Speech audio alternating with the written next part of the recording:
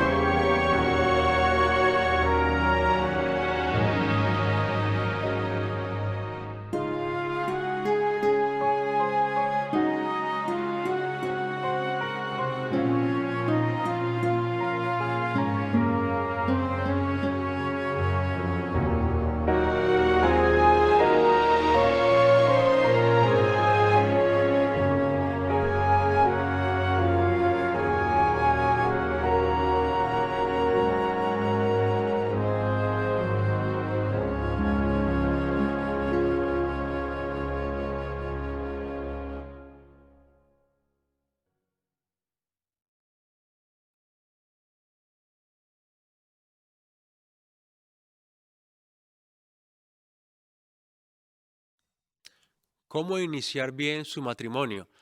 Es el tema del discurso que hoy tendremos y para esto vamos a escuchar al hermano Óscar Martínez, quien nos ha preparado el desarrollo de esta información basándose, por supuesto, en las Santas Escrituras, como siempre. Te escuchamos, hermano Óscar. Acabas de ver la casa de tus sueños.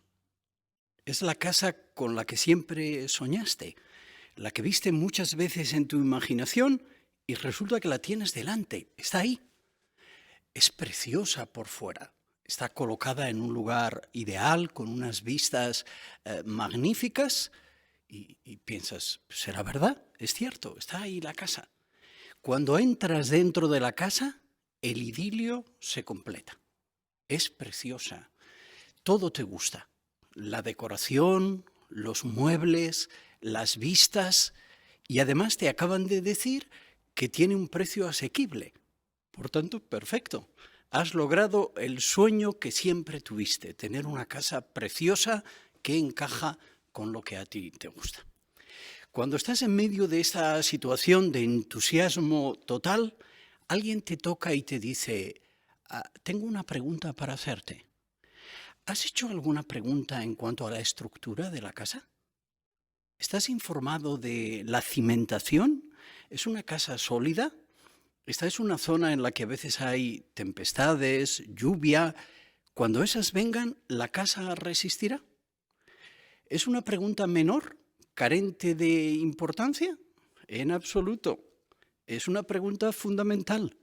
De hecho, si la respuesta fuese que la casa tiene defectos estructurales, que no es una casa sólida, todo esto tan bonito que yo he contado al comienzo de la ubicación, las cortinas, la moqueta y el mobiliario, acaba de evaporarse, no vale para nada.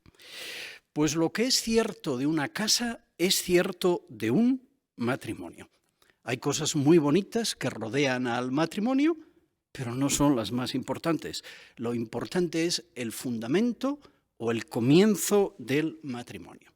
Así vamos a hablar de eso en este discurso. Vamos a hablar de la importancia de comenzar bien un matrimonio, de poner un buen fundamento, una base sólida sobre la cual edificar un matrimonio feliz, que con el tiempo, en el caso de muchas personas, implica también tener una familia, hijos, es decir, una casa con mucha gente.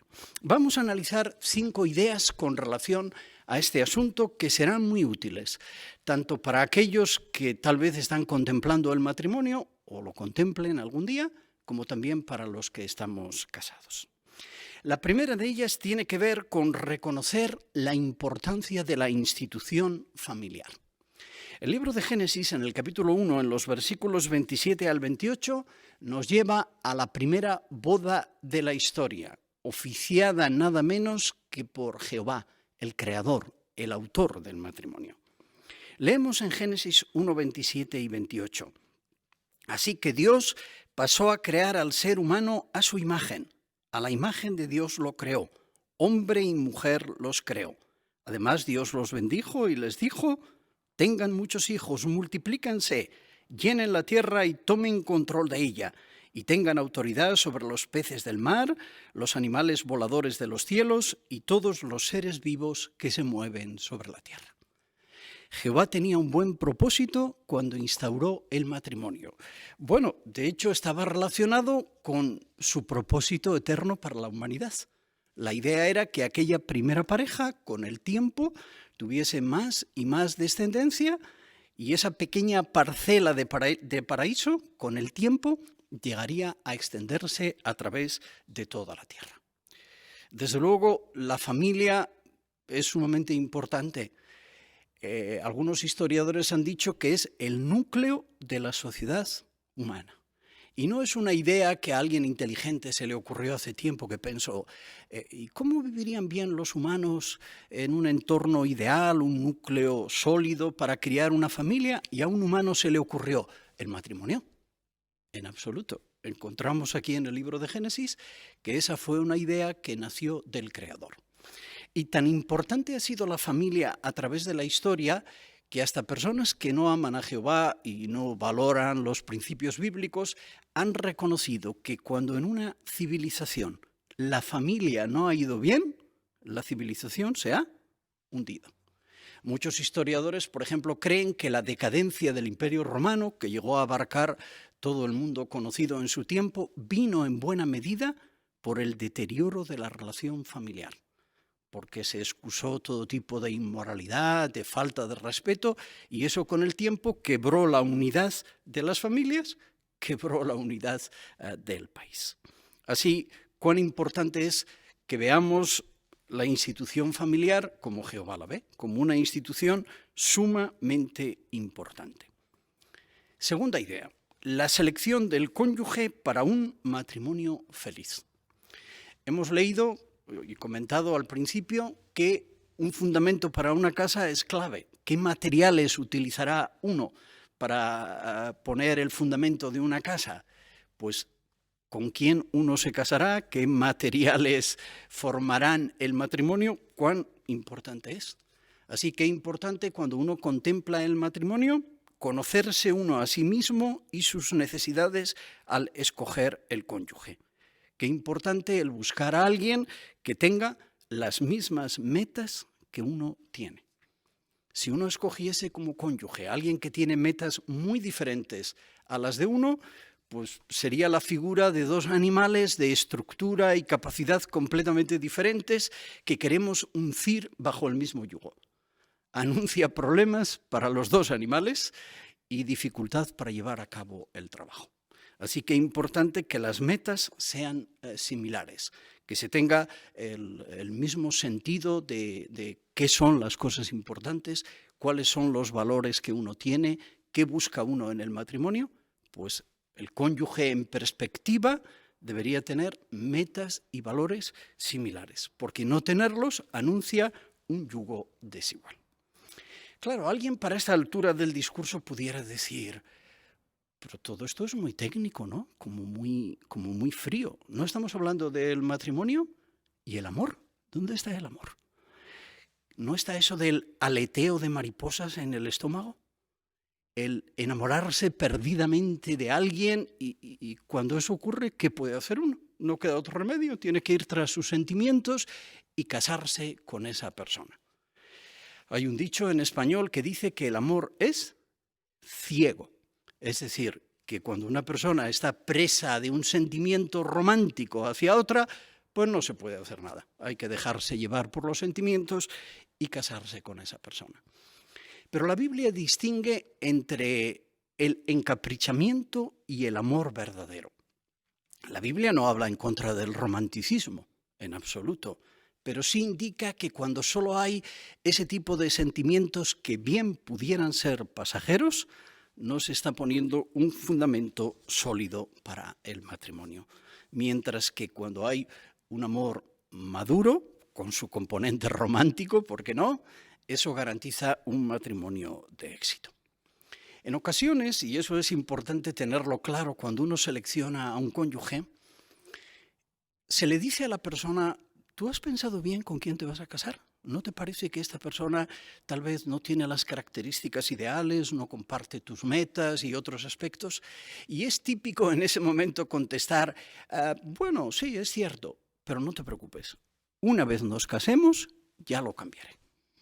Ya lograré que con la convivencia y el tiempo la persona se convierta en otra persona distinta. ¿Realista? Francamente, muy poco. Pensemos en nosotros. Amamos a Jehová y queremos seguir sus normas. Pero ¿verdad que todos concordamos en que tenemos ciertos aspectos de nuestra personalidad que nos cuesta mejorar? ¿Que han mordido en nosotros más que lo que nos hubiera gustado? Y que van pasando los años y tenemos que seguir luchando para manifestar cierto aspecto del fruto del Espíritu o mejorar en cierto campo del vivir cristiano. Pues si eso nos cuesta a nosotros, si estamos hablando de nuestra vida, la única vida que podemos controlar, ¿es realista pensar que lograremos cambiar la vida de otra persona? ¿Que la convertiremos en alguien diferente? Francamente no. Y además eso nos trae a una reflexión irónica. Si uno dice esto, ¿de qué está enamorado? ¿De lo que hay o del proyecto? ¿Está enamorado de la persona en la actualidad o del proyecto? De lo que yo pienso conseguir después de unos años cuando haya cambiado por completo a la persona. Está claro que la selección, no hemos abarcado todos los puntos, evidentemente, pero que la selección de un cónyuge apropiado para un matrimonio feliz es sumamente apropiado y que solo fiar a los sentimientos, al amor romántico, pudiera llevar a un amargo despertar. Tercer punto de los 5 que vamos a analizar. Compromisos que se contraen al casarse. Pues el autor del matrimonio dice el tipo de compromiso que implica el matrimonio. Dicho en lenguaje de esta época, el manual de instrucciones del matrimonio dice que el matrimonio es lo que dice Génesis capítulo 2, versículos 23 y 24. En primer lugar, la reacción poético-romántica de Adán al recibir una esposa. Entonces el hombre dijo, por fin, alguien que es hueso de mis huesos y carne de mi carne, será llamada mujer porque del hombre fue sacada. Y ahora dice la Biblia, por esa razón el hombre dejará a su padre y a su madre, se unirá a su esposa y ellos serán una sola carne. Compromisos al casarse, lo que acabamos de leer. Jehová ve el matrimonio como una unión permanente, no una unión temporal, una a la que se le podrá poner fin cuando surjan dificultades o, como dicen algunos ahora, cuando la llama se apague, pues ¿qué vamos a hacer? Se apagó, será necesario disolver la unión marital. Así que es importante que las dos personas que van a casarse tengan este concepto del matrimonio. ¿Surgirán dificultades? Cierto. ¿Habrá problemas que solucionar? Es verdad. ¿Habrá enormes desafíos? Sí. Pero la permanencia del matrimonio no se discute. El matrimonio continuará haciendo lo que sea necesario para solucionar esas dificultades. Lo que da a un matrimonio auténtica solidez es el compartir la adoración a Jehová. Por eso, cuán importante la instrucción que Jehová ha dejado en su palabra de que cuando nos casemos con alguien que también sirve a Dios. En el lenguaje de 1 Corintios 7:39, alguien que está con el que nos casamos, que está en el Señor. Una expresión que transmite la idea de alguien que sirve a Jehová, pero no solo teóricamente, sino en la práctica. Alguien que vive como un siervo de Jehová dedicado y bautizado. Pues eso permitirá compartir metas y estar unidos en lo más importante, estar unidos a la tercera hebra del matrimonio. Y claro, si ambos nos sirven a Jehová, no será posible conseguir esa unión triple que es la que garantiza un matrimonio de éxito. La Biblia muestra que, dado que el compromiso al casarse es serio, aplica lo que dice Lucas capítulo 14, la importancia de sentarse y calcular el costo antes de dar el paso. Para algunas personas, especialmente cuando son jóvenes, algo que nubla un tanto el buen juicio es la apariencia física. Cuanto más joven es una persona, normalmente más atención presta a la apariencia física del futuro cónyuge. Tanto en ocasiones que una persona que no es atractiva ya no califica para ser cónyuge. Pues desde luego ese punto de vista, qué poca solidez tiene. Basar la selección del cónyuge y el casarse con alguien por su atractivo físico. Pensemos en la Biblia. La Biblia habla de personas que fueron muy, muy atractivas. Por ejemplo, la reina Vasti. Dice la Biblia que era una mujer muy, muy atractiva. Por eso el rey de la nación la escogió como esposa. Absalón, dice la Biblia, que llamaba la atención por su hermosura, por ser alguien sumamente atractivo. ¿Pero qué cualidades tenían? ¿Qué características de personalidad? Vasti era una mujer orgullosa y Absalón era alguien no teocrático, manipulador y que hizo muchas cosas incorrectas y muy guapo, ¿cierto? Pero eso no es lo que cuenta realmente. Cuando lo pensamos bien, la apariencia física tiene poco mérito. Hay personas que han nacido atractivas y son atractivas. Perfecto, nos alegramos por ellas. ¿Por qué eso ocurre? Pues a veces ocurre por cosas como combinaciones genéticas.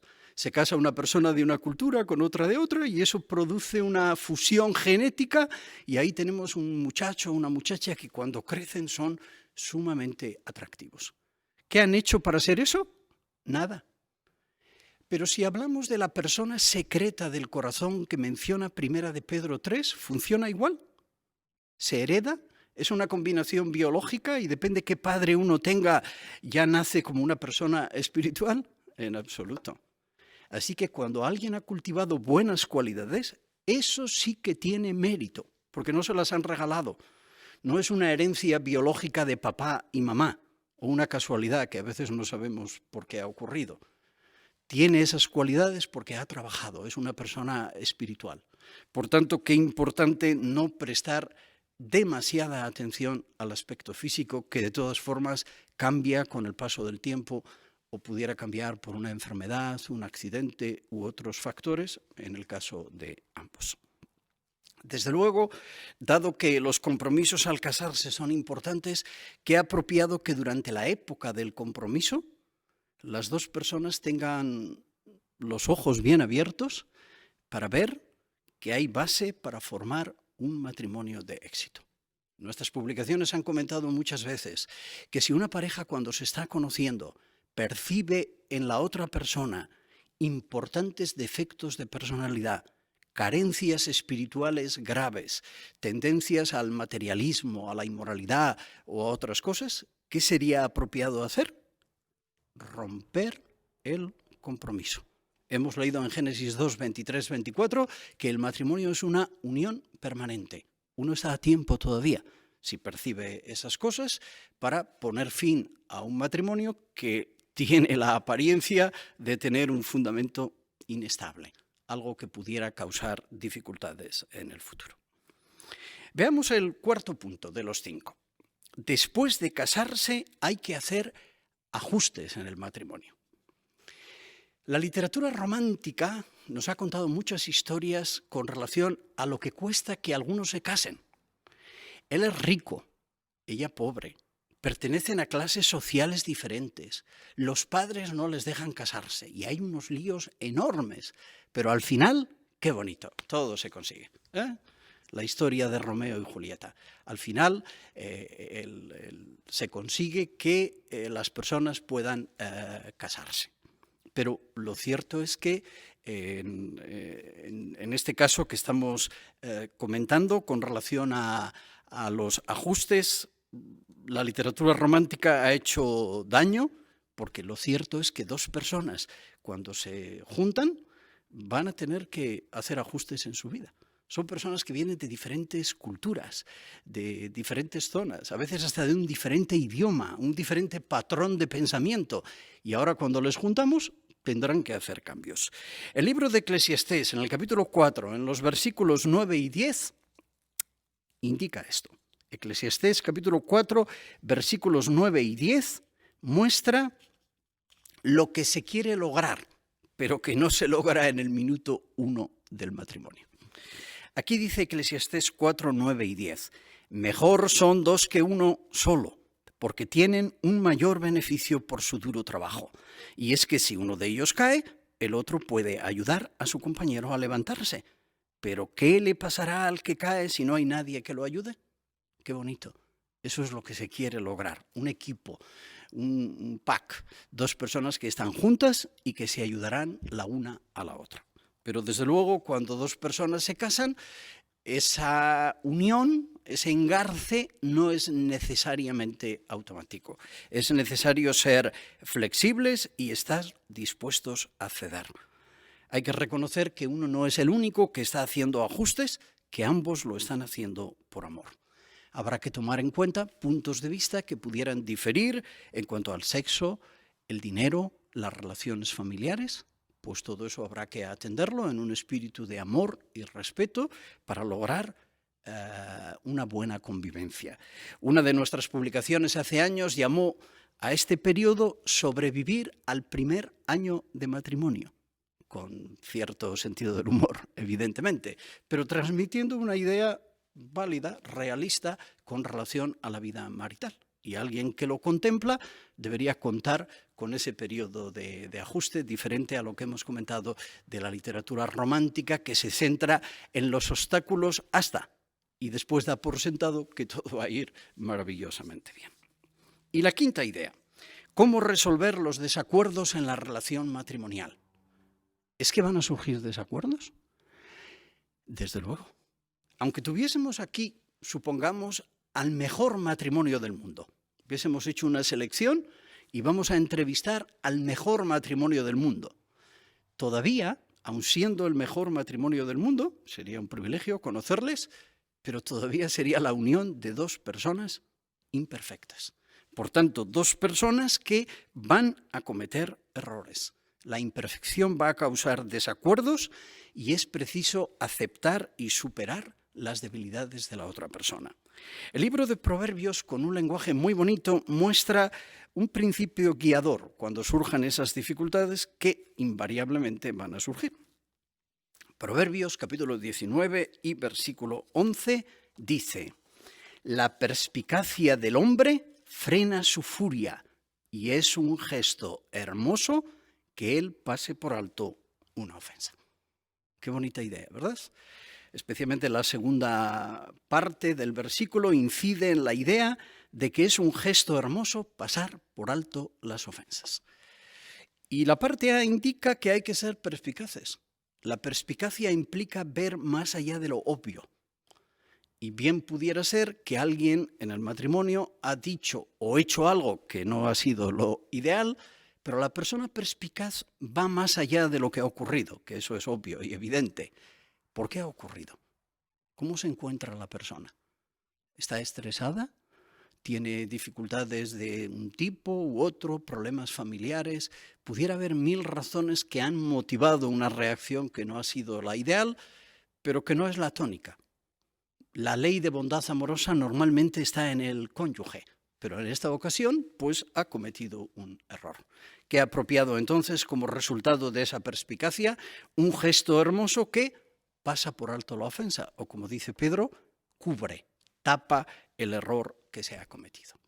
Una buena máxima cuando surgen problemas en el matrimonio es o lo hablas o lo olvidas. Aquí hemos leído que lo mejor, la mayor parte de las veces, es olvidarlo, pasar por alto la transgresión. Si uno piensa que hay que hablarlo, que lo que ha ocurrido es de suficiente entidad como para conversarlo, cuidado con cómo se aborda el asunto, porque si no se aborda bien, la solución pudiera ser peor que el problema. Todavía eso pudiera separar más a las personas entre sí. Como hemos aprendido en nuestras publicaciones, qué apropiado el plantear el asunto pluralizando, no acusando a uno de los dos de que hace esto o lo otro, que es el culpable, que es el que ha llevado a la situación que tenemos ahora que analizar. Cuando las cosas se pluralizan y se habla de manera calmada, pues tenemos un asunto que deberíamos hablar y ver cómo podemos solucionarlo. Es un buen comienzo, ¿verdad? No hay culpables. No se está hablando de que uno de los dos, aunque tal vez haya contribuido más, pero esa no es la idea. En una reunión de estas no es el asunto distribuir responsabilidades y cuantificar el tanto por ciento de culpa de cada uno. Eso no tiene ninguna importancia. La idea es solucionar el problema si es que uno entiende que hay una situación que debe abordarse. ¿Y qué hay si el matrimonio aún así sigue experimentando dificultades? Se ha sentado, ha orado sobre el tema, ha buscado los principios bíblicos, ha leído lo que el esclavo fiel y prudente ha publicado, pero los problemas en el matrimonio continúan. Dado que el matrimonio es una unión permanente, hay que buscar ayuda para solucionar los problemas. Tal vez los papás serían una buena ayuda. ¿Una reunión familiar pudiera ayudar para solucionar el problema? Pues es la última y la peor de las opciones. ¿Por qué? Porque esas personas que tanto quieren a los cónyuges no son imparciales, aunque sean maduras. Están mediatizadas por los sentimientos, por el profundo cariño que tienen a las personas que hay delante y quizá a una de las dos más, si es que papá está mirando a su niña y ve que su matrimonio no va tan bien como le hubiera gustado. ¿Hay que buscar ayuda? Sí, pero de personas maduras. Personas con las que nos sinceraremos y nos dirán lo que nos gusta. Puede que sí, puede que no. Puede que lo que nos digan no nos guste. Nos indiquen que hay algo en lo que no estamos actuando de manera apropiada, bien como esposa, bien como esposo o ambos. Pero el tener una disposición humilde en ese momento, ¿cuánto ayudará? Desde luego, un principio rector cuando surgen problemas en el matrimonio, que invariablemente van a surgir, es el que encontramos en el libro de Romanos, en el capítulo 12 y en el versículo 17. Aquí el apóstol Pablo dijo, solo leemos la primera frase del versículo, no devuelvan mal por mal a nadie.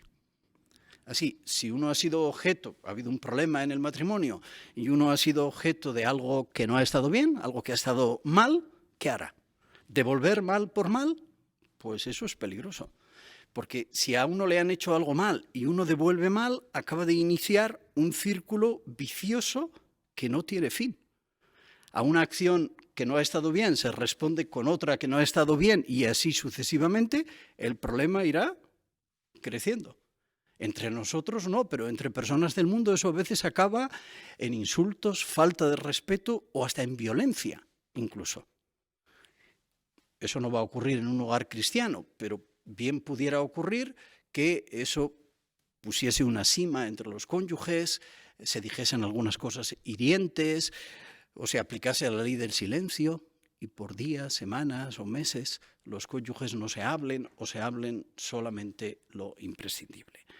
Habrá uno de los dos que tenga el valor de devolver bien por mal y entonces, ¡clac!, el círculo vicioso se acaba de romper e inicia un círculo provechoso, el ideal. devolver bien por bien. Acciones apropiadas a las que se responde con acciones apropiadas y eso eleva el matrimonio en sentido opuesto. Es realista pensar que surgirán problemas y dificultades en un matrimonio. Somos personas imperfectas, pero tenemos el mejor consejo disponible. Volvemos al comienzo de nuestro discurso. Hemos comenzado el discurso hablando de una casa preciosa y nos hemos quedado con la idea de que todo lo que hemos contado era muy romántico y enternecedor, pero lo que contaba en verdad era el fundamento de la casa, que en ese caso parece que no era el más sólido. En un matrimonio cristiano hay muchas cosas bonitas, pero desde luego accesorias, las importantes, el amor y el respeto, forman un fundamento duradero. Y no olvidemos nunca que cuando hablamos del matrimonio estamos hablando de una institución divina, de Jehová. El diablo también tiene soluciones, pero como el diablo siempre está en la oposición, llevando la contraria al Creador, sus soluciones son las que vemos cómo funcionan en el mundo actual. Parejas de hecho, personas sin ningún sentido de compromiso, parejas que tienen relaciones abiertas, que permiten cualquier tipo de aventura con otras personas y después regresar al hogar, el matrimonio entre personas del mismo sexo y una variedad enorme de estilos alternativos de familia, que no son de Jehová, ya la palabra lo indica, ¿verdad? Alternativos. No es el que Jehová dice, sino el que este mundo promueve, obviamente dirigido por el diablo. Es evidente que no funcionan. Seguirlos sería tan ridículo como comprar un aparato sumamente caro en el que hemos invertido un montón de dinero, tiene un manual de instrucciones, pero ni lo miramos tan siquiera. Razonamos que yo creo que por ensayo y error esto funcionará. Pues habremos malgastado el dinero, porque es muy posible que alguien nos diga, pues has hecho justo lo que no había que hacer, porque no leíste el manual primero. Lo que está rigurosamente prohibido, que curiosamente es por donde tú empezaste a tocar el aparato. Así que seguir los principios bíblicos, los del autor del matrimonio, hará que podamos disfrutar de matrimonios maduros, duraderos y felices. Matrimonios que encajen en esta expresión tan bonita que utilizó Noemí para con su nuera Ruth, cuando dijo que el matrimonio ella quería para su nuera, y felizmente lo consiguió, el matrimonio le proporcionase, dijo Noemí, la seguridad de un hogar y un lugar de descanso y paz. Pues miles de matrimonios pudieran testificar que la adherencia al consejo de la palabra de Dios ha logrado eso, que ha conseguido matrimonios felices, que le han producido un alto grado de satisfacción, aun siendo la unión de dos personas imperfectas. Y más importante que eso, que la felicidad personal que alguien pueda obtener, es que cuando se inicia y continúa bien el matrimonio, eso está dando honra al autor del matrimonio, es decir, Jehová. Muy bien, hermano Oscar, agradecemos que hayas dejado tan claros estos consejos que Jehová nos da para quienes están planeando en casarse, pero también para todos nosotros, porque están basados en las Sagradas Escrituras. Ahora vamos a pasar al estudio de la Atalaya, que está a cargo del hermano Jorge Guayan. Pues después de esa conferencia tan práctica y tan oportuna para quienes piensan casarse dentro de poco, pues iniciamos a continuación nuestro estudio de la Atalaya y como siempre lo hacemos cantando juntos una canción y esta vez es la canción número 5, Las maravillosas obras de Dios.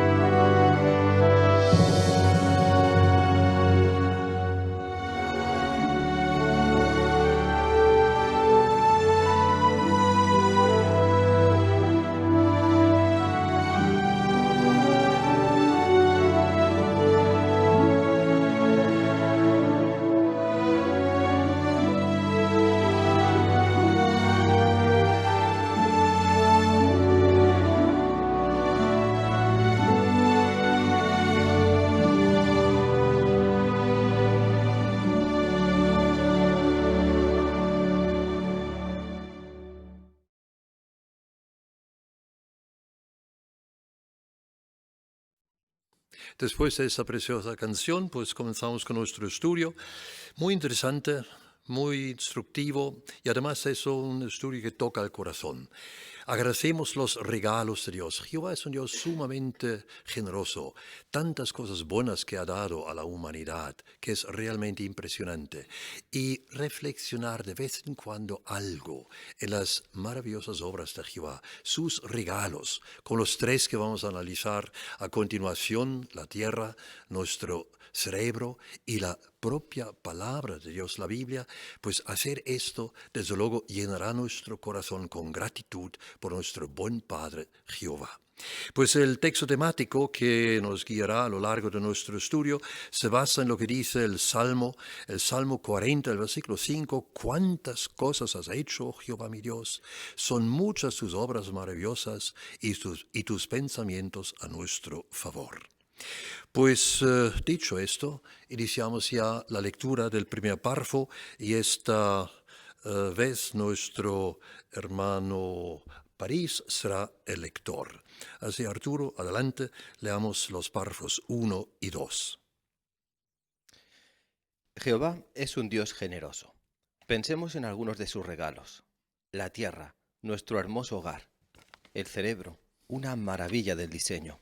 Y la Biblia, su valiosísima palabra. Con estos tres regalos, Jehová nos ha dado un lugar para vivir, la capacidad de pensar y comunicarnos y las respuestas a las preguntas más importantes. En este artículo analizaremos brevemente estos tres regalos de Jehová. Cuanto más meditemos en ellos, más los valoraremos y más desearemos agradar a nuestro Creador que tanto nos ama. Además, estaremos mejor preparados para ayudar a las personas que han sido engañadas con la falsa doctrina de la evolución. Pues antes de hacer la pregunta, ¿por qué no leemos juntos el Salmo 40, versículo 5? ¿Y alguien del auditorio quisiera leer este salmo, hermano Makovsky? ¿Cuántas cosas has hecho, oh Jehová, mi Dios? Son muchas tus obras maravillosas y tus pensamientos a nuestro favor. Nadie puede compararse contigo. Si tratara de narrarlos y hablar de ellos, serían demasiados, más de los que puedo contar. Magnífico, pues muchísimas gracias. Y la pregunta a este primer conjunto de párrafos, teniendo en cuenta lo que acabamos de leer, Salmo 40, versículo 5, ¿qué regalos nos hace Jehová? Hermana París. Pues Jehová nos ha dado y nos da diariamente tantos regalos que, como dijo el salmista, son demasiados para que podamos narrarlos todos. Por eso el artículo se ha centrado de manera sencilla solamente en tres de ellos, y el primer regalo que se menciona es la tierra. Jehová nos ha preparado un precioso hogar para vivir. Muy bien, magnífico. Pues la segunda parte de la pregunta dice, ¿y por qué vamos a analizar estos tres regalos? Hermano Barros. Pues una de las razones que se menciona en el párrafo es que cuanto más meditemos en estos regalos, más los vamos a valorar y más vamos a querer agradar a nuestro Padre Jehová, que tanto nos ama. Eso es muy bien. Hermano Pérez. Y además estaremos mejor preparados para poder ayudar a aquellos que han sido engañados por la doctrina o enseñanza de la evolución. Muy bien, magnífico. Hermano Candela. Sí, además nuestras expresiones de alabanza a Jehová saldrán más genuinamente porque estaremos de acuerdo con lo que dicen estas criaturas espirituales y que leemos hoy en Apocalipsis 4:11. Cuando meditamos en las cosas que ha hecho Jehová, que superan por muchísimo nuestra capacidad de contarlas, cualquier palabra que le digamos de alabanza saldrá con más sinceridad.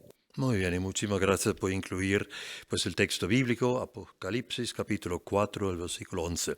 Pues llegamos ya al primer subtítulo, Nuestro maravilloso planeta, y vamos a leer el párrafo tercero. Si nos fijamos en cómo creó Dios la Tierra, vemos claramente su sabiduría. Es cierto que hay otros planetas que giran alrededor del Sol, pero la Tierra es especial, porque solo en ella se dan las condiciones necesarias para que vivan los seres humanos. Muy bien, la pregunta, ¿y qué hace que la Tierra sea un planeta especial? Hermana Fernández.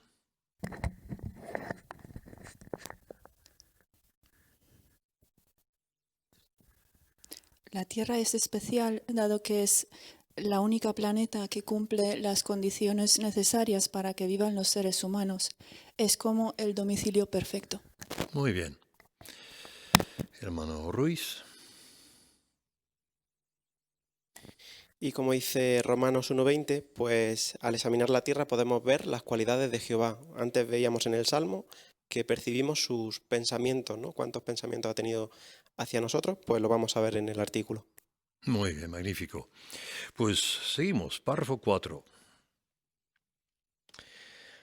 Podría decirse que la Tierra es como un barco lleno de pasajeros que va flotando por la inmensidad del universo. Pero hay grandes diferencias entre un barco y nuestro planeta. Por ejemplo, ¿cuánto tiempo podrían sobrevivir los viajeros de un barco si tuvieran que producir su propio oxígeno, comida y agua, y si no pudieran tirar por la borda los residuos? ¿Verdad que morirían pronto? En cambio, en la Tierra viven miles de millones de seres vivos. Nuestro planeta produce todo el oxígeno, la comida y el agua que necesitamos, y nunca se agotan estos recursos imprescindibles para la vida. Además, los residuos no se lanzan al espacio. Con todo, la Tierra sigue siendo hermosa y habitable. ¿Cómo es todo esto posible? Jehová la diseñó con fascinantes sistemas de reciclaje que renuevan sus recursos. Veamos brevemente dos de ellos, el ciclo del oxígeno y el ciclo del agua.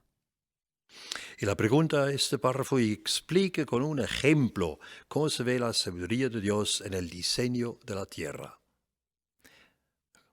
Hermano Godoy. Pues se compara la Tierra con un barco que va flotando por el universo.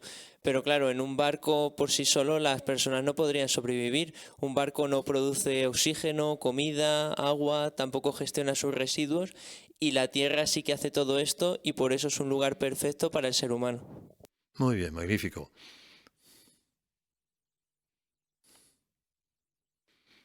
¿Algún comentario adicional? ¿Algún detalle que quizá os haya llamado la atención, hermana Bravo? Además de gestionar los residuos, en la tierra los recursos no se agotan nunca, es una fuente inagotable de recursos. Y además, como menciona el párrafo, la tierra sigue además siendo hermosa y habitable. Así que vemos cómo Jehová ha pensado en todos los detalles para que los seres humanos estemos cómodos y seamos felices. Eso es muy bien. Hermano Gaule. Y cuando vemos los sistemas que Jehová ha diseñado, los que habitan en la tierra, los animales, los humanos, todo tiene un propósito, nada está librado al azar, sino que todo tiene un propósito y cumple una función. Por eso hace de la tierra un lugar tan hermoso y habitable. Eso es muy bien. Y todo está tan bien hecho que todos podemos disfrutar, realmente disfrutar de lo que Jehová ha hecho, de la belleza de la tierra, de la enorme variedad de cosas que ha creado en ella. Está hecho para nuestro disfrute, para nuestro placer. Pues seguimos. Párrafo 5. El oxígeno es un gas sin el que humanos y animales no podrían vivir. Según ciertos cálculos, los seres vivos respiran al año 100.000 millones de toneladas de oxígeno, pero al respirar expulsan un residuo llamado dióxido de carbono. Aún así, el oxígeno nunca se acaba y la atmósfera nunca se satura con este residuo. ¿Cómo es posible? Gracias al ciclo del oxígeno. Jehová creó una variedad de organismos, desde algas microscópicas hasta árboles gigantes que absorben dióxido de carbono y expulsan oxígeno. El ciclo del oxígeno confirma de forma literal lo que dice Hechos capítulo 17 versículos 24 y 25. Dios les da a todas las personas vida, aliento y todas las cosas. Muy bien, muchísimas gracias. ¿Y en qué consiste el ciclo de oxígeno?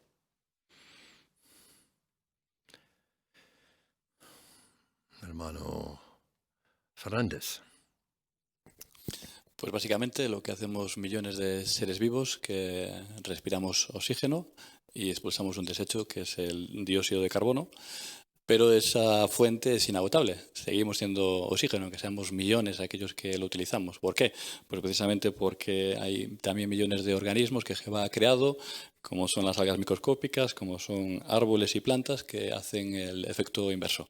Ellas respiran, digamos así, ese dióxido de carbono y producen el desecho, que es el oxígeno del que nosotros nos beneficiamos. Muy bien, magnífico. Y quizá ya la segunda parte de la pregunta que dice, ¿y qué confirma este ciclo? Hermana Gaule.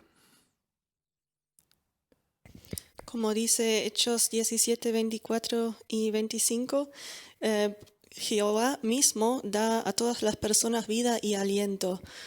Nosotros tenemos que trabajar para nuestra comida y cocinar es un placer para nosotros, por lo menos para la mayoría. Pero la respiración es un proceso completamente automático. No nos tenemos que preocupar que nos falte el oxígeno, siempre lo tenemos, gracias al ciclo que creó tan perfectamente Jehová. Muy bien, muy interesante. Hermano Makowski. Cuando era muy joven, mi padre nunca me explicó cómo ganaba dinero, cómo pagaba los impuestos, etc. Pero por amor me dio un regalo. Ahora lo aprecio más porque entiendo cuánto trabajo le costó ganar ese dinero para darme ese regalo.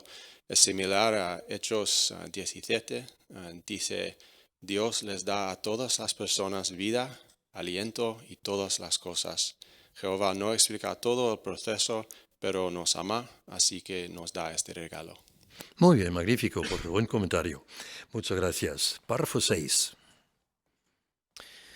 En la Tierra hay agua en estado líquido porque nuestro planeta está a la distancia perfecta del Sol. Si estuviera un poco más cerca, toda el agua se evaporaría y el planeta no sería más que una roca pelada y caliente. Pero si estuviera un poquito más lejos, toda el agua se congelaría y el planeta se convertiría en una gran bola de hielo. Como Jehová colocó la Tierra en esta ubicación ideal, el ciclo del agua puede sostener la vida. ¿Cómo funciona este ciclo? El Sol calienta el agua de los océanos y de la superficie terrestre, y el agua que se evapora acaba formando las nubes. Todos los años, el Sol evapora casi 500.000 kilómetros cúbicos de agua. Esa agua se queda en la atmósfera unos 10 días, y luego cae en forma de lluvia o nieve y termina de nuevo en los océanos o en otras masas de agua. Entonces, el ciclo vuelve a empezar. Este ciclo eficaz y sostenible demuestra que Jehová es sabio y poderoso. Muy bien, muchísimas gracias. Y la pregunta, al párrafo 6, ¿en qué consiste el ciclo del agua?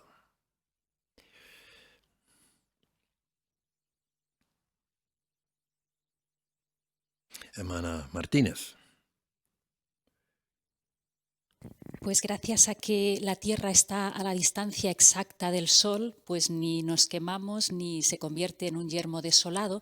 Entonces hay una gran cantidad de agua en los océanos que el Sol hace que se evapore, se mantenga unos 10 días allí y después caiga de nuevo a la Tierra mediante lluvia o nieve, y eso hace que las plantas produzcan el alimento y que tengamos el agua que es vital para mantener a todos los seres vivos. Sin ella moriríamos. Eso es muy bien. ¿Algún comentario sobre el recuadro?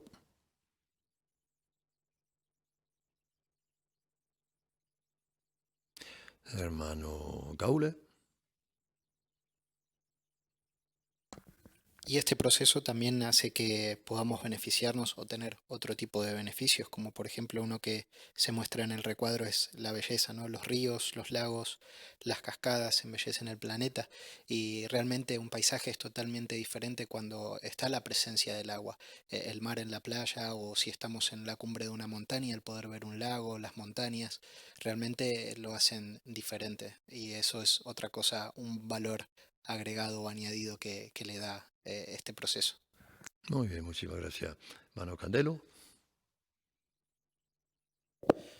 Las cosas que el ser humano crea, por muy bien hechas que estén, se van deteriorando, se van desgastando, es parte de la ley natural, ¿no? Pero en el caso de Jehová no solamente son cosas funcionales, hermosas, sino que van regenerándose, los ciclos se regeneran. Basta como ejemplo lo que vemos en los bosques que los seres humanos dañan, talan. Si el ser humano deja de intervenir, el bosque se va a regenerar porque es así como Jehová ha creado las cosas. Es otro punto adicional que nos maravilla de la creación de Jehová, su capacidad de regenerar, de regenerarse, aunque Jehová no tiene que estar todo el tiempo allí activando ningún botón. Muy buen punto, muchísimas gracias. Y la segunda pregunta dice, ¿y qué demuestra este ciclo?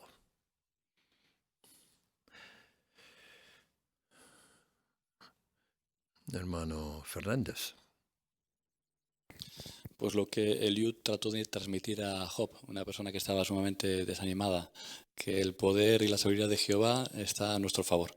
Así que este ciclo y pensar en lo que Jehová hace también es una manera de animarnos y de saber que Jehová nos cuida y lo seguirá haciendo en el futuro. Muy bien. Hermana Lizaso. Sí, también que Jehová quiere que disfrutemos de la vida, porque también en el recuadro decía que había otros beneficios, como por ejemplo que la evaporación del agua en el mar produce sal, podemos disfrutar de ricos alimentos más sazonados, también podemos en el día a día beber bebidas, también tener una higiene buena, así que Jehová quiere que disfrutemos. Muy bien, muchísimas gracias. Hermano Barros. Sí, y también que aunque el ser humano, nosotros no podemos entender a la plenitud o es imposible ver los procesos internos que conlleva este ciclo del agua, pero sí que tenemos fe en que va a funcionar. Pues si tenemos esa fe en este ciclo, ¿cuánta más fe podemos tener en quien lo creó y en quien alguien que nos ama profundamente y que solo quiere lo mejor para nosotros? Muy bueno, muchas gracias. ¿Alguien quiere comentar brevemente algo sobre los dos textos bíblicos apuntados aquí? Job capítulo 37, versículos 27 y 28, Eclesiastés capítulo 1, versículo 7.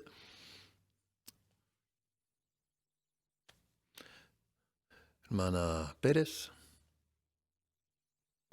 Es interesante que el de Job explica claramente el ciclo del agua. Dice que las gotas se evaporan y se condensa para formar la lluvia. Y el siguiente texto de Eclesiastés menciona que todos los ríos corren al mar, pero con todo el mar nunca se llena, justo por ese ciclo, porque luego se van a volver a condensar el agua, formar nubes y caer en forma de lluvia. Muy bien, magnífico.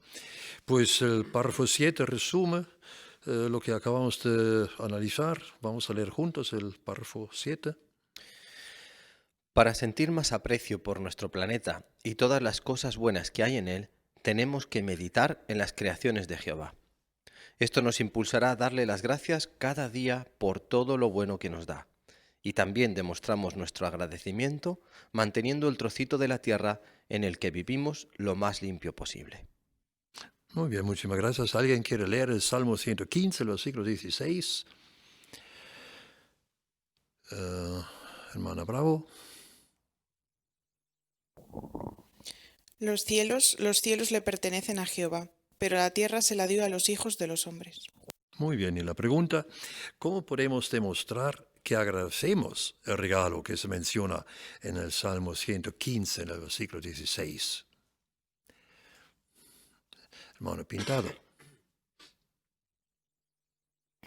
Pues tal y como mencionó el texto, ya que Jehová nos ha dado este lugar, nos ha regalado un lugar donde podemos vivir, queremos apreciarlo, meditar en este magnífico que nos ha hecho, magnífico regalo, y no pensar que como sabemos que en el futuro Jehová va a eliminar a los malvados, va a eliminar las malas cosas, tampoco tengo que hacer nada por seguir manteniendo este lugar. Todo lo contrario, un regalo que además proviene de nuestro Padre Jehová, queremos apreciarlo y poner de nuestra parte para que se mantenga limpio y que siga así. Muy bien, magnífico, muchas gracias. Hermana París. Sí, a veces puede pasar que cuando uno compra un regalo para alguien que quiere, al final te gusta tanto lo que has comprado que te apetece quedártelo.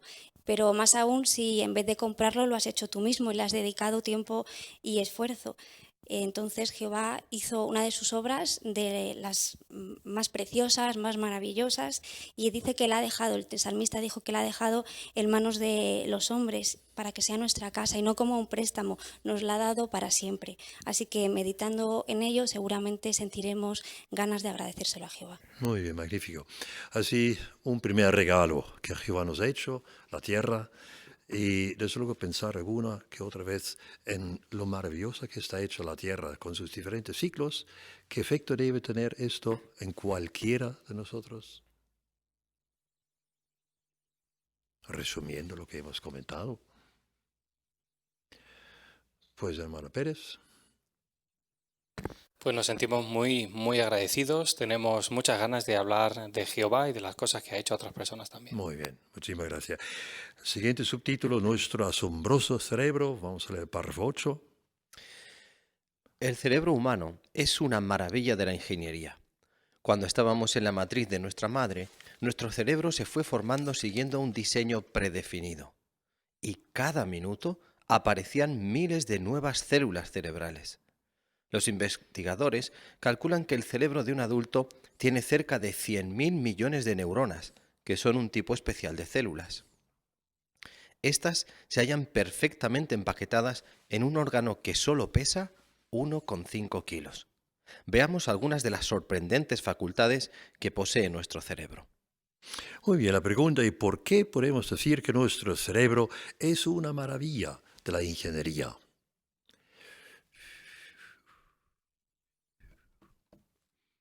Hermano Fernández. No sé si alguno de nosotros hemos recibido un paquete de 1,5 kilos con 100.000 millones de cosas dentro. Pues Jehová sí lo ha creado, pero además está magníficamente organizado, ordenado y el cerebro es fantásticamente complejo. Eso es muy bien, hermano Ruiz. Y este órgano tan complejo pues no surgió por la casualidad, sino que, como dice el párrafo, siguió un diseño predefinido, escrito en nuestro ADN. El libro de instrucciones donde explica cómo formar ese órgano, cómo mantenerlo con vida y cómo repararlo si le surgen desperfectos. Así que gracias a millones de reacciones químicas, pues se consiguió esta maravilla de la ingeniería, prueba de que hay un ingeniero detrás. Eso es muy bien. Pues seguimos, párrafo 9. Nuestra capacidad para hablar es un auténtico milagro. Pensemos por un momento en todo lo que ocurre en nuestro cuerpo cuando hablamos. Para pronunciar una sola palabra, el cerebro tiene que coordinar los movimientos de unos 100 músculos de la lengua, la garganta, los labios, la mandíbula y el pecho. Todos estos músculos tienen que moverse en un orden específico para que las palabras se entiendan. En cuanto a nuestra capacidad para hablar, idiomas, un estudio publicado en el 2019 reveló que los recién nacidos ya pueden distinguir palabras sueltas. Este descubrimiento confirma lo que muchos investigadores opinan, que nacemos con la capacidad de identificar y aprender idiomas. Sin duda, nuestra capacidad para hablar es un regalo de Dios. Muy bien, la pregunta del párrafo 9. ¿Y qué le convence a usted de que nuestra capacidad para hablar es un regalo de Dios? Hermano Godoy. Porque algo que hacemos tan cotidiano todos los días, si vemos todo el trabajo que hay detrás que hace el cerebro de coordinar los movimientos de los músculos de la lengua, garganta, labios, mandíbula, pecho, y en ese orden específico para poder pronunciar bien las palabras, vemos que es un grandioso regalo de Jehová. Eso es muy bien. Hermano Lizaso. Y somos capaces de generar esos sonidos que provocan en nosotros y en otros la capacidad de entendernos, de reflexionar, de razonar sobre asuntos realmente complejos, y es un proceso que comienza desde que somos muy pequeños. Dice un estudio publicado en el 2019 que incluso los recién nacidos tienen ya esta capacidad de distinguir palabras sueltas, así no hay duda de que esta capacidad de comunicarnos es un regalo de Jehová. Muy bien, muchas gracias. Hermana Fernández. Martínez, perdón. Y pensar que un bebé ya al año ya puede hablar prácticamente un idioma sin haber ido a la escuela, solamente oyendo a sus padres hablar. Y si los padres son de dos países diferentes, aprenden los dos idiomas.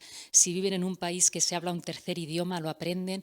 Hay niños que sin haber hecho ningún esfuerzo, su cerebro ha permitido que puedan hablar 4 y 5 idiomas cuando son niños. Así es algo impresionante la capacidad de este 1,5 kilos que Jehová ha puesto en nuestra cabeza. Eso es muy bien. Hermano Pérez. Según la evolución, el lenguaje ha ido evolucionando con el tiempo y al principio no éramos capaces de decir nada ni entender nada, pero en una visita al Museo Británico puedes observar piezas arqueológicas muy, muy, muy antiguas, las más antiguas encontradas, y allí se puede observar que hay lenguajes súper complejos que a día de hoy todavía les cuesta trabajo entender. Eso, muy bien. Y hermana Pérez.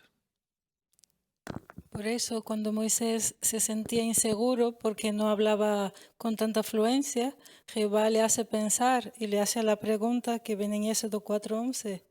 ¿Quién le dio boca al hombre? ¿No he sido yo que he hecho todo ese sistema complejo de comunicación para que podáis pronunciar palabras entendibles? Muy bien. Hermana París.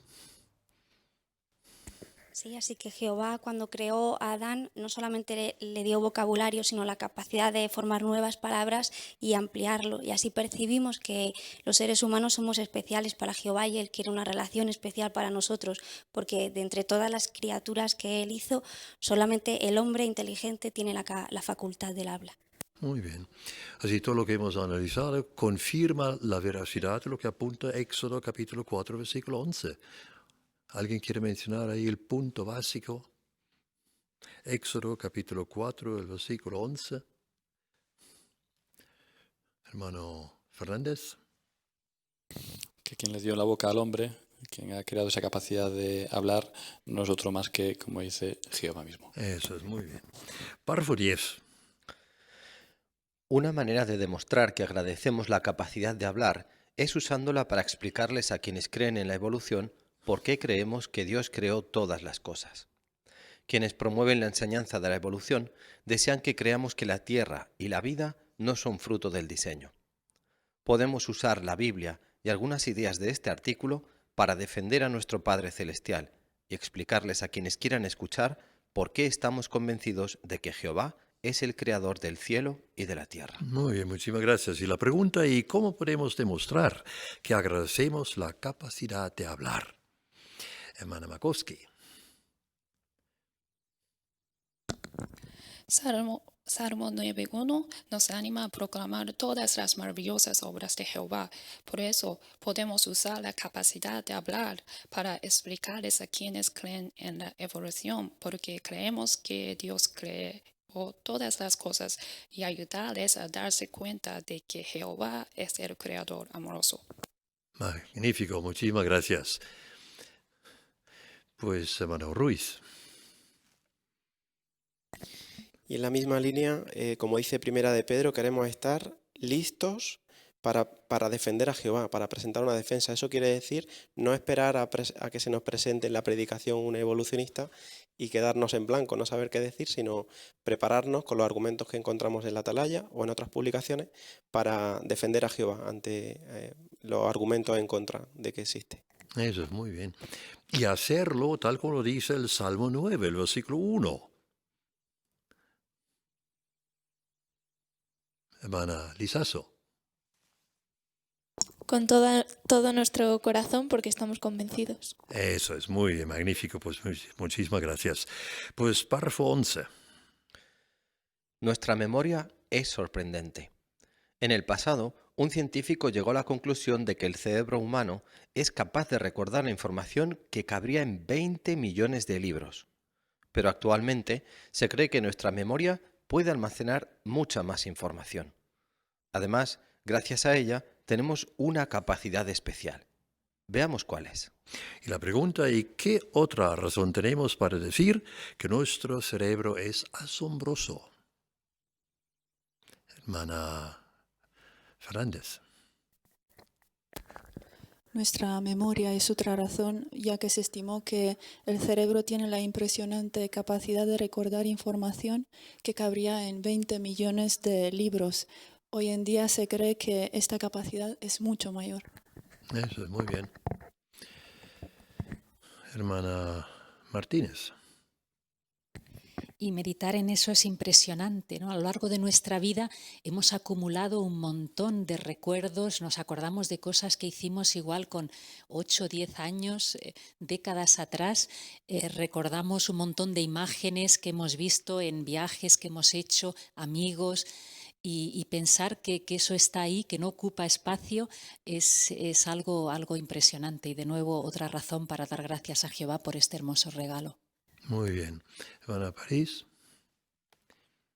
Sí, aunque hoy en día nuestra memoria no es perfecta y por falta de atención a veces no podemos recordar dónde hemos dejado las llaves, pero sin embargo nuestra memoria mejora con el uso y nunca se llena. Había una Despertad que decía que un famoso director de orquesta podía dirigir sinfonías enteras de memoria, o que un magnate de los negocios podía recordar los nombres de sus 8.000 empleados. Así que desde luego la capacidad de la memoria nos sorprende.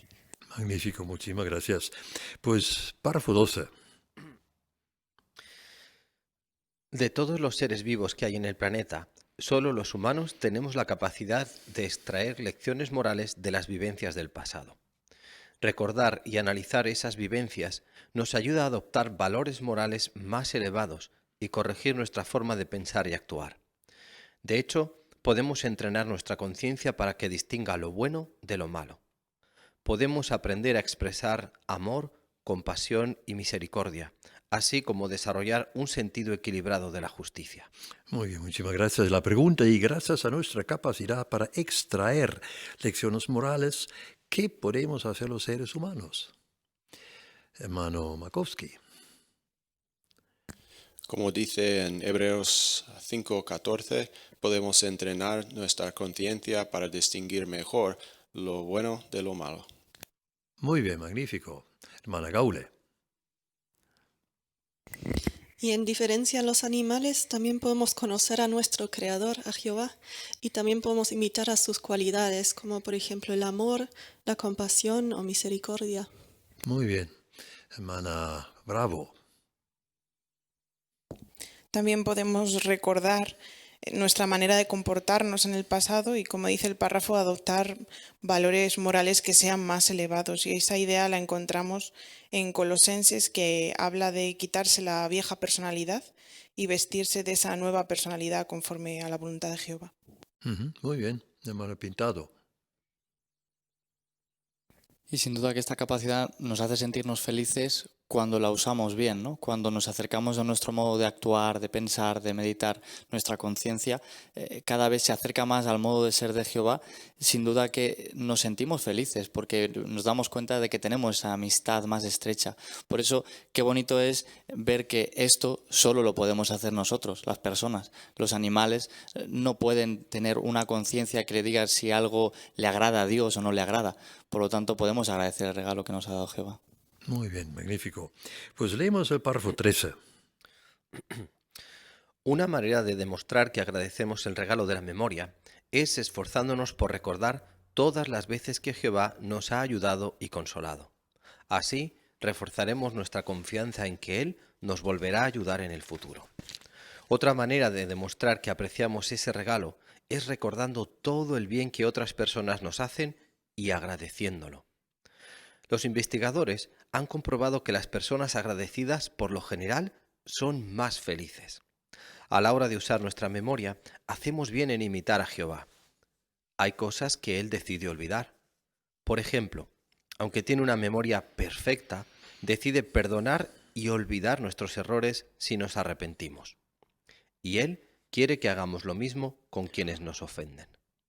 Muy bien, muchísimas gracias. ¿Alguien quiere leer el Salmo 77, los versículos 11 y 12, hermano Barros? Me acordaré de las obras de Jah, recordaré tus maravillosos actos, los de hace mucho tiempo. Meditaré en todas tus actividades y reflexionaré en tu modo de actuar. Muy bien, muchas gracias. Y pensando en esas palabras inspiradas, pues la pregunta es, según este salmo, ¿cómo debemos usar el regalo de la memoria? Hermana Makowski.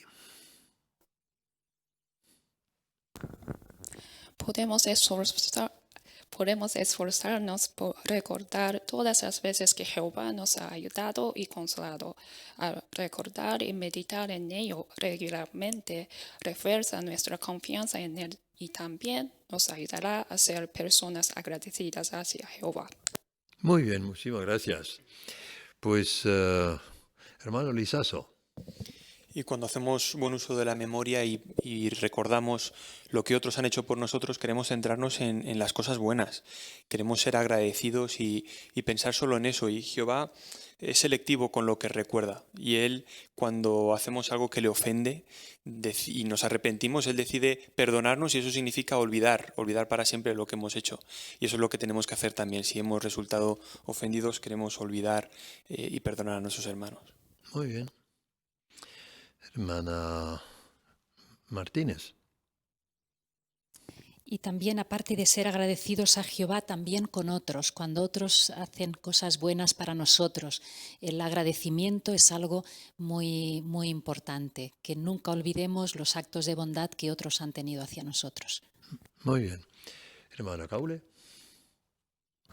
Así que es increíble y nos fascina cómo ha creado Jehová nuestro cerebro. Sabemos que los recuerdos no forman parte de un ciclo en los cuales siempre están en nuestra mente girando alrededor y los obtenemos, sino que, como se mencionaba en el Salmo, tenemos que detenernos, meditar, recordar, hacer un esfuerzo para que esos recuerdos vuelvan y podamos, como ya se ha mencionado, ser agradecidos o hasta sacarlos de nuevo de nuestra mente para poder ejercer bien el perdón. Muy bien. Pues creo que podemos seguir ya y vamos a leer el párrafo 14. Podemos mostrar que agradecemos nuestro maravilloso cerebro usándolo para honrar a quien nos lo regaló. Algunas personas prefieren utilizarlo de manera egoísta y deciden por sí mismas lo que está bien o mal. Pero como Jehová nos creó, lo lógico es que sus normas sean mejores que las que podamos fijarnos nosotros mismos.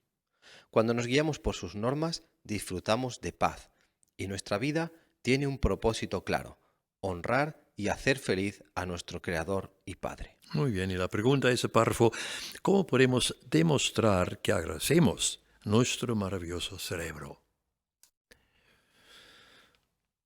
¿Cómo podemos demostrar esto? Pues hermano Díaz. Pues hemos analizado cómo gracias al cerebro tenemos el don del habla y también tenemos memoria. Podemos utilizar tanto el habla como la memoria para adorar a Jehová y honrarlo a Él por medio de la predicación y hablando a otras personas acerca de lo que Él ha hecho por nosotros. Y también hemos visto cómo gracias al cerebro tenemos una conciencia y tenemos la capacidad de extraer lecciones morales.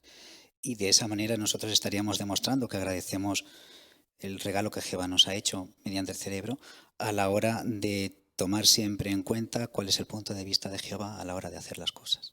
Eso es muy bien. Hermano Godoy. En Romanos 12:2 leemos: dejen de amoldarse a este sistema. Si dejáramos que nuestro cerebro, nuestra forma de pensar, se amoldara a este sistema, se dejara guiar por sus normas, no estaríamos mostrando agradecimiento por el regalo que Jehová nos ha hecho. Muy bien. Hermana Pérez. En la foto que tenemos para este párrafo podemos encontrar algo interesante, una manera de demostrar gratitud de verdad a Jehová. Parece que nuestra hermana ha notado que hay cierta necesidad en la zona donde vive y ha decidido usar su cerebro de una manera inteligente, aprendiendo un nuevo idioma. Como podemos observar en la imagen, parece que aprende hindi, así que es interesante que hace esto para ayudar a otros inmigrantes y da gloria a Jehová. Muy bien. Hermana Lizaso. Sí, a veces cuando uno ve un idioma tan distinto, ¿no? Te atemoriza un poco porque es un alfabeto totalmente distinto, quizá el que la hermana está aprendiendo, pero no hace falta ser tan inteligentes para aprender un idioma nuevo, así que eso es algo bueno. Requiere tiempo, pero merece la pena. Muy bien. ¿Algún comentario sobre la foto?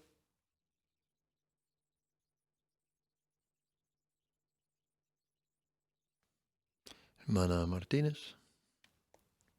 Pues ahí vemos el esfuerzo que está haciendo esta hermana por aprender este idioma que, como se decía antes, es tan complicado, ¿no? El hindi, se ha hecho tarjetitas que igual son palabras para repetirlas y luego poder usarlas predicando a personas de ese idioma, inmigrantes que no hablan todavía el idioma del país, así que está usando su cerebro para poder usarlo para dar gloria a Jehová.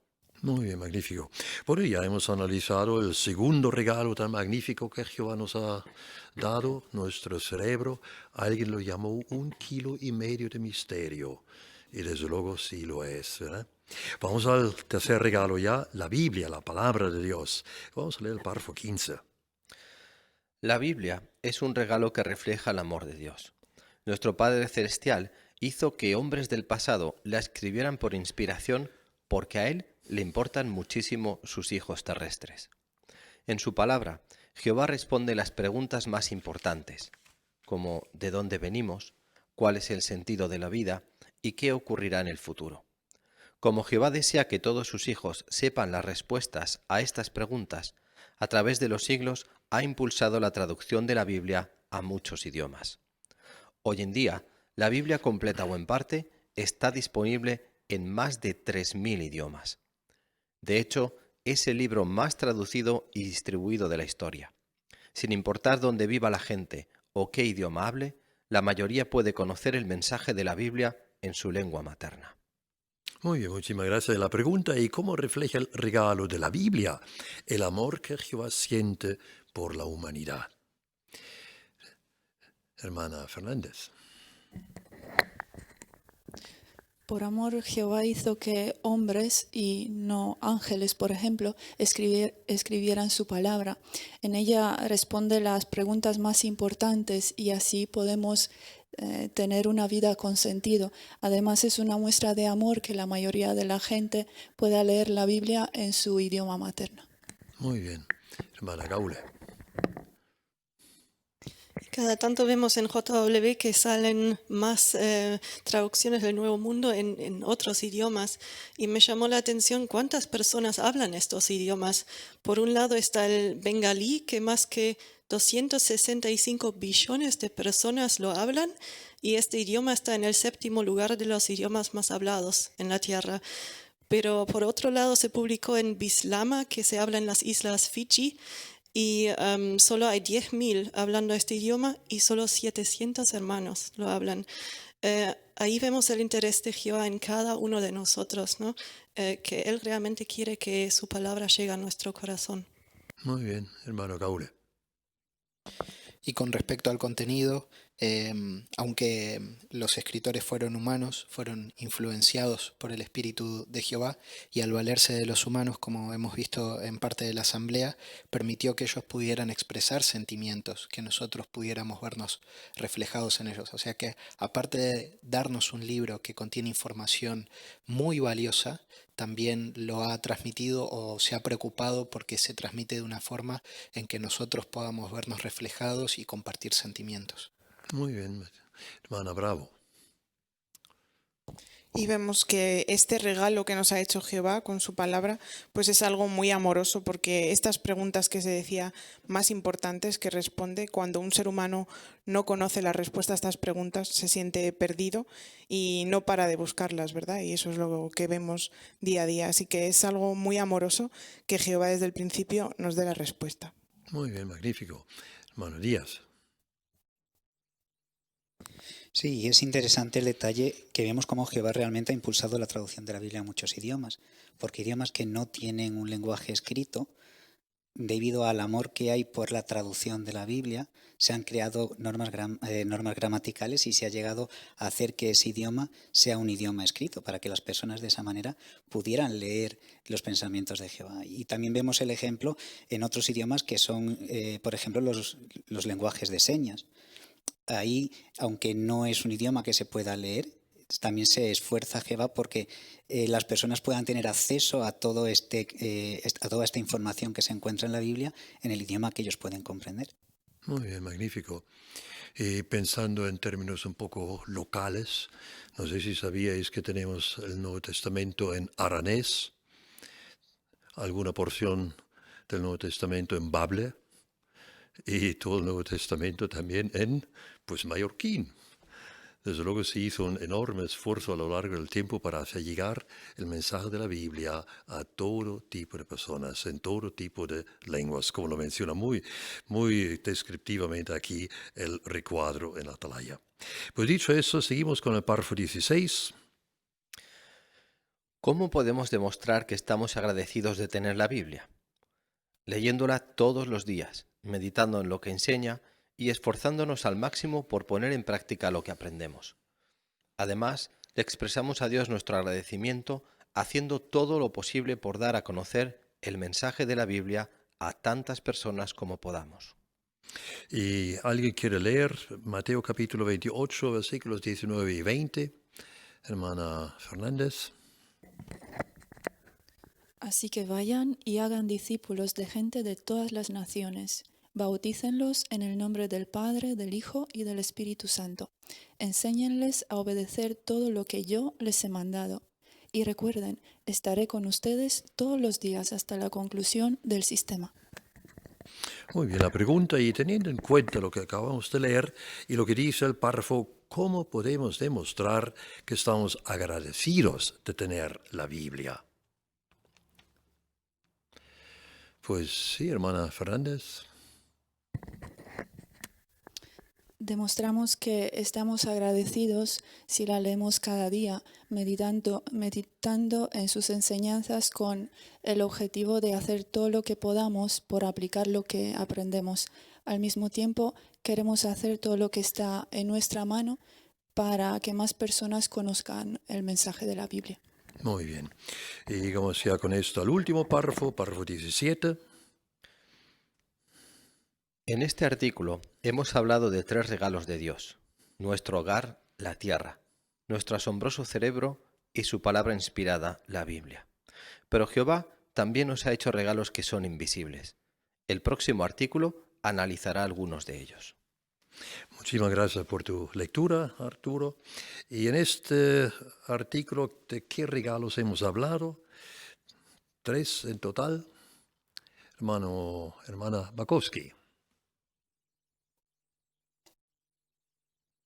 Hemos hablado de 3 regalos de Dios: nuestro hogar, la tierra, nuestro asombroso cerebro y su palabra inspirada, la Biblia. Muy bien, regalos que podemos ver, palpar. ¿Y de qué vamos a hablar la semana que viene? Hermano Barros. Pues de algunos de los regalos invisibles que nos ha hecho Jehová. Eso es, muy bien. Pues así estamos emplazados para estar aquí la semana que viene de nuevo. Hagamos un pequeño repaso. ¿Cómo podemos demostrar que agradecemos estos regalos de Jehová a la tierra? Hermano Godoy. Pues meditando en todo lo que ha hecho Jehová aquí en la tierra para que podamos disfrutar de la vida y manteniendo también limpio el trocito de tierra en el que vivimos. Eso, muy bien. El cerebro, hermano Pintado. Pues usándolo para honrar a Jehová, que es quien nos lo ha regalado. ¿Y cómo podemos hacer? Vimos un ejemplo, ¿no? Como es el hecho de quizá hacer un esfuerzo por aprender algún idioma para dar a conocer su nombre a otras personas, y sin duda disfrutaremos de paz y felicidad si así lo hacemos. Muy bien. ¿Y la Biblia? Hermano Pérez. Queremos esforzarnos para leerla todos los días y meditar en lo que estamos leyendo, que es tan importante como leerla. Queremos ponerla en práctica y llevar este mensaje tan bonito de la Biblia a otras personas. Muy bien. Muchísimas gracias por vuestras respuestas muy acertadas, muy claras y obviamente fruto de vuestra muy buena preparación. Muchísimas gracias, de veras. Así hemos visto que Jehová es un Dios sumamente generoso. Todo lo que Él ha hecho, desde luego, da testimonio de esta verdad fundamental. Jehová comparte con su creación lo bueno que Él tiene en su corazón. Y ha hecho auténticas maravillas y nos ha dado auténticas maravillas, regalos muy, muy buenos. La tierra, el cerebro, su palabra, la Biblia, cosas que podemos ver y palpar. Lo que hace falta es que de vez en cuando, yo diría, no solo de vez en cuando, sino con regularidad, pues meditemos en esos regalos preciosos de nuestro buen Dios Jehová, para así acercarnos más a Él, llenar nuestro corazón con gratitud y actuar en consecuencia. Y si conseguimos esto, sin duda alguna, pues haremos caso a lo que Él nos invita a hacer. Proverbios capítulo 27, el versículo 11. Ser sabios para que Él pueda dar una respuesta al que lo ha desafiado. Pues muchísimas gracias por vuestra buena participación. Concluimos nuestro estudio cantando juntos, como siempre, una canción, y esta vez es la canción número 12, Jehová, nuestro gran Dios, y después nuestro hermano Díaz nos dirigirá en oración. Canción número 12.